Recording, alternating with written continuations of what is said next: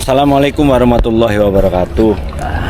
Untuk kegiatan kali ini kita akan menyetel atau menyesuaikan ketinggian pipa drainase yang fungsinya untuk mengatur ketinggian air yang ada di dalam sawah. Jadi supaya nanti air yang ada di dalam sawah itu mudah terkontrol, ketinggian pipa drainase bisa kita atur. Saat ini saya membawa biasa katana. Katana ini kalau bahasa Jepangnya skop, saburo, tapi kalau bahasa Indonesia scrop. Dan juga saya bawa pipa L ya. Jadi untuk penyeting di bawah sebetulnya sudah ada, tapi di sawah ini seingat saya ada yang pecah gitu ya. Yuk ikutin terus kegiatannya. Kita ke arah yang di bawah sana. Dan ini saluran pipa drainasenya. Ya. Dan di sini masih kotor, nanti sekalian kita bersihkan. Ada pipa drainasenya. Jadi usahakan di dalam sawah itu tanah-tanah yang seperti ini kita bersihkan, atau yang di pojok-pojok biasanya ya kemarin waktu mau membuat pematang yang dari tanah itu, karena ada jarak sedikit, renggang sedikit ya, mesin tidak sampai mentok ke belakang karena ada ini pematang yang dari beton. Jadi ini nanti kita pojok-pojoknya kita bersihkan supaya tanah yang keras ini bisa kita hancurkan, kita haluskan, dan nanti yang mengisi di pojok sini semua tanah-tanah lumpur, dan itu manfaatnya supaya tanah yang tergenang air itu akan menghambat pertumbuhan gulma atau pestisida yang kita gunakan itu bisa menjangkau ke area tersebut gitu. Jadi kalau posisi tanahnya ada yang tinggi dan tidak tertutup air, nah disitulah akan tumbuh gulmanya gitu. Oke. Nah, untuk yang pertama ini saya harus menutup angkionya dulu. Yang dulu sudah saya pernah menjelaskannya, angkio ini fungsinya untuk membuang air yang ada di dalam tanah ya, khususnya persawahan yang daerah dulunya rawa ya. Seperti itu, semua membuangnya ke drainase.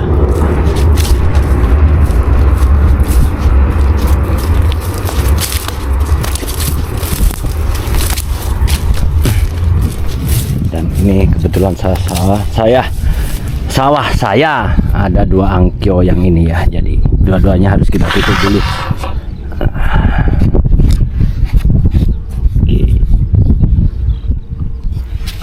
Seperti ini. Dan ini sawah saya di area belakang nampak kotor karena rumputnya sudah mulai tumbuh, tapi nanti kita bisa membersihkannya menggunakan herbisida ya, herbisida. Jadi mempercepat pekerjaan, dan juga menggunakan herbisida itu rumput yang baru tidak cepat tumbuh gitu ya.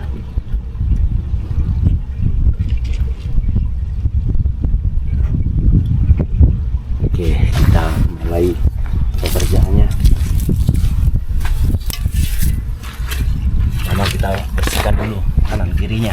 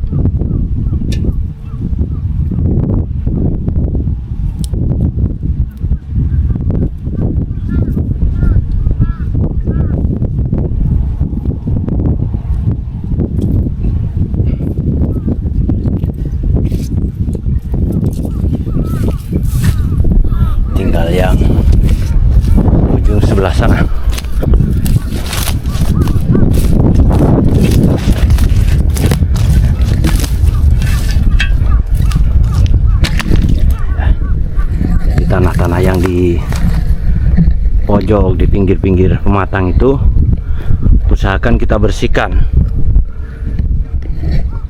Supaya apa? Seperti tadi yang saya sampaikan, supaya gulma tidak gampang tumbuh.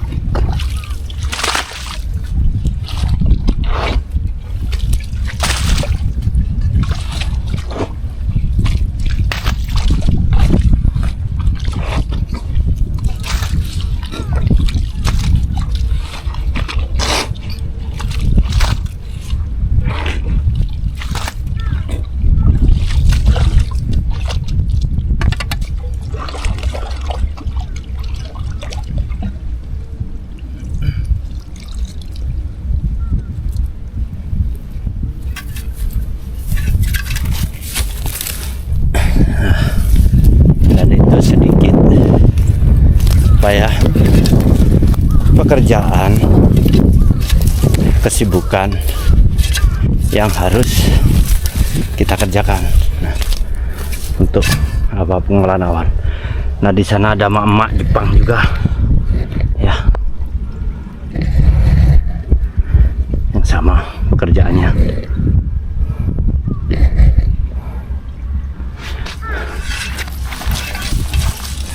Jadi seperti ini ketinggiannya. Kita tata nanti kalau air ya melebihi tingginya pipa ini, secara otomatis dia akan keluar langsung ke sungai drainase ini dan akan kembali ke embung penampungan air dan dipompa lagi. Seperti itu sirkulasinya ya. Nah, dan juga ini di drainase ini kita bisa mencuci peralatan,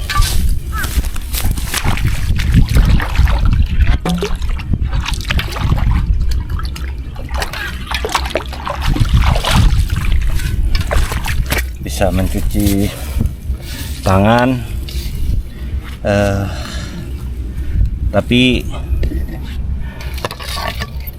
saya sarankan tidak untuk mencuci muka atau mencuci rambut di air drainase ya, di kanal drainase ya, karena mukanya nanti jadi bopeng, banyak jerawat, terus rambutnya bukannya bersih, jadi tambah banyak ketombe ya. Jadi khusus untuk mencuci kaki, tangan, peralatan ya, begitu. Oke, kita kembali ke depan sana.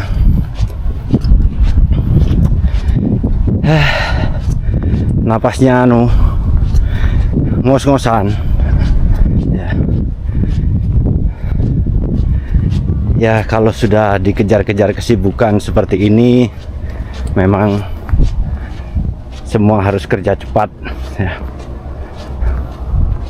Dan itu nampak di sebelah sana sawah tetangga, ada traktor yang sedang memupuk ya. Jadi di Jepang, di daerah saya itu, metode pemupukan itu dilakukan sebelum diisi air ya, sebelum musim tanam.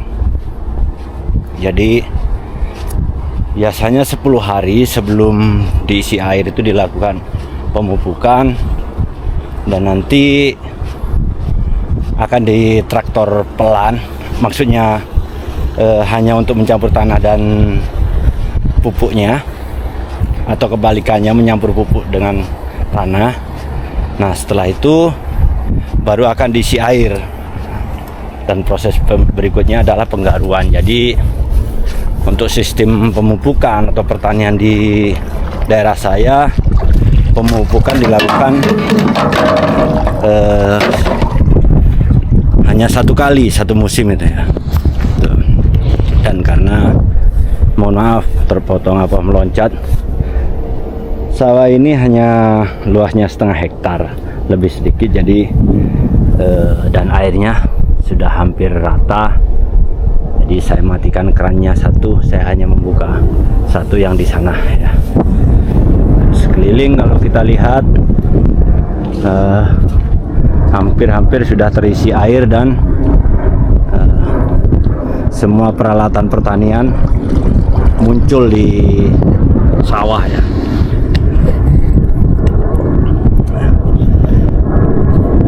Pada dasarnya cara kerja seperti ini hampir semua sawah sama prosesnya. Jadi pipa drainase kita setting atau kita tata sebaik mungkin, semaksimal mungkin, supaya air tidak mudah keluar dari sawah atau air tidak sampai menyebabkan banjir di dalam sawah. Pada intinya dengan sistem irigasi dan drainase yang tertata seperti di lahan pertanian saya itu sangat-sangat menolong atau membantu, memudahkan pekerjaan petani ya. Dan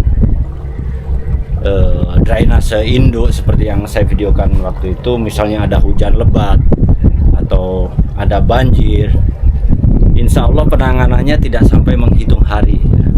Jadi di arah sini juga pernah hujan lebat sampai banjir, bahkan jalan ini tertutupi air, dan itu